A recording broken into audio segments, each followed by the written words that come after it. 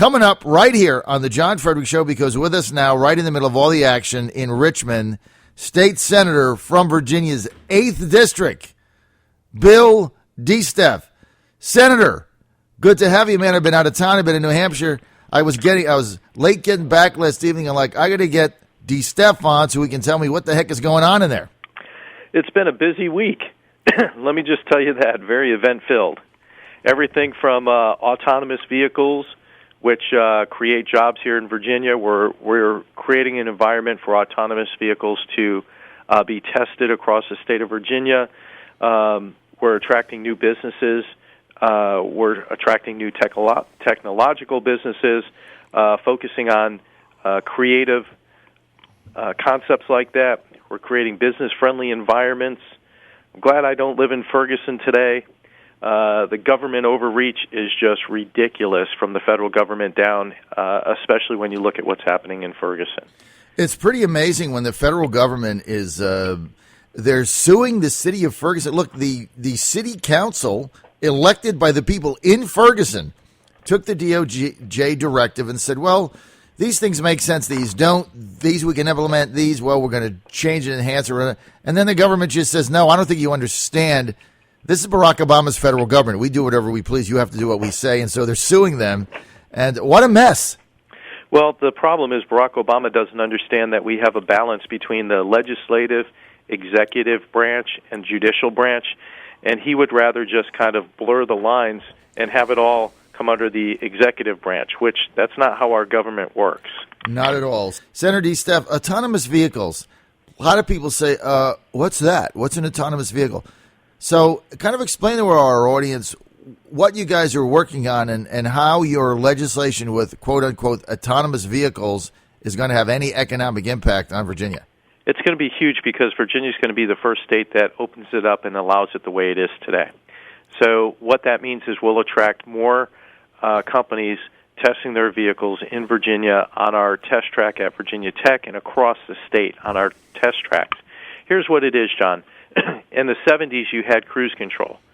In the 80s, you had enhanced cruise control. Early 2000s, mid-2000s, you had the lane assist. And about 2010, you came out with dynamic cruise control, which paces the car in front of you with the lane assists. You've got forward-looking cameras, backward-looking cameras. You have automatic stop detection in the cars. So all this has been in place in cars for the last 5 to 10 years. So now what you do is you take all of those technologies, integrate them together, and it's the next emerging technology. Nothing revolutionary here. It's just next emerging step. So you put all of that together, and you have a smarter vehicle, which is a safer vehicle. So you say, why is it a safer vehicle? Well, if something darts out in front of you, an autonomous vehicle can stop much quicker than you can. As far as a reaction time, it's super quick. I've driven in one of these on a racetrack out in California, paid for by me, not anyone else. But the coolest thing about this was that it pushes the safe limits of the vehicles out there. So if imagine having 50 autonomous vehicles going 70 miles an hour down I-64, while the distracted drivers are, being distracted, or the distracted drivers or potential distracted drivers are now passengers doing their work. So this is truly where we're going in the next 20 years. We're starting there. We've gotten a lot of research done. We're going to continue researching this in the state of Virginia. We're going to create the environment for this really to flourish. And I think what you're going to see continuously is you are going to see an environment that attracts new technologies in the automotive world, and where testing can be done here in Virginia, and we can get the initial rollouts to get direct consumer feedback. So when you're talking about autonomous vehicles, you're not necessarily talking about the Google driverless cars, right, where you just hit a button and you put the address in and you sit in the back seat. You're just talking about all the enhanced things that go with a driver, which would be the precursor to the one day we just get in a vehicle, plug in our destination, and that's it. No, we are talking about that, John. We're not quite there yet, but where we are now is you plug in the destination, you're in the car with the autonomous, with the computer. The computer's driving you from where you are today to your destination. The first rollout of what you're going to see is probably late 2017, mid 2017, 2018. What that's going to be is called congestive driving. So if you're in congestion, you can set it on autonomous mode, and the car, 35 miles an hour and below, will control you to your destination until the traffic speeds up, at which point you're going to have to take control of the car again. Wow, and it sounds like that you're making sure, Senator DeSteph, that Virginia is right in the middle of getting the technology and getting the jobs here that would go with the development of it, right? Yes, sir, that's correct. And I've been in this vehicle going upwards of 120 miles an hour on a test track out in California, and I can tell you that it knows the road. It's a computer. I mean, it's computerized. It does the same thing every single time and looks for any differences, any distractions, any kind of thing. So if something darted across the road, it would have done the collision detection, collision avoidance. Imagine while you're going up and down the road with these vehicles that today there's a pothole where there wasn't one yesterday, so the vehicle automatically reports it to VDOT to have it fixed. That's the kind of technology we're looking at. All right, that's some pretty neat stuff. And as tech-savvy, Senator DeSteph, as you are, I would expect that you would be right in the middle of that. Let's get to the Supreme Court Justice debacle that's going on right now in Virginia. That's really what it is. It's a debacle. Judge Jane Roush getting reappointed by Terry McAuliffe, an interim appointment that some say in the State House on the Republican side that was illegal because the General Assembly in 2015 was not officially convened, etc. We've heard the whole story. Looked like it was going to go to logjam. Now, Senator Louise Lucas has said that she will vote. It apparently has said she will vote now for Justice Alston in lieu of Roush, therefore making him the Supreme Court justice. What have you heard on this? Well, I've talked to the judges. I've got to tell you, I am extremely impressed with Judge Rossie Alston, his resume. He is very, very dynamic. He had 5 endorsements of the bar associations, different bar associations, to include the Women's Bar Association endorsed Judge Alston, where Judge Roush has had 3. If you look side by side, who's more qualified, I would tell you that based on resumes, based on talking to the individuals, Judge Alston, to me, and again, you're getting my opinion, right, to me, seems the most qualified individual there. I've talked to him a couple of times. Heck, I talked to him within the last 2 weeks, 3 weeks, when he was walking into a Olive Garden here in Richmond with his family, coming down for his judge interviews. The guy's humble. He's the one that you would go in front of, and you would feel comfortable that justice was served no matter what the outcome if you came in front of him. I'm that impressed with the individual. I want to say it was earlier this week, Louise Lucas came out and said that she was going to support Judge Alston, which truly would make history, U.S. history. We would be the first state to have 3 African-American Supreme Court justices. So that's history on one side, but that's not why I would elect Judge Alston. I would elect Judge Alston because he is ultimately the most qualified individual for the Supreme Court. He's just a wonderful guy.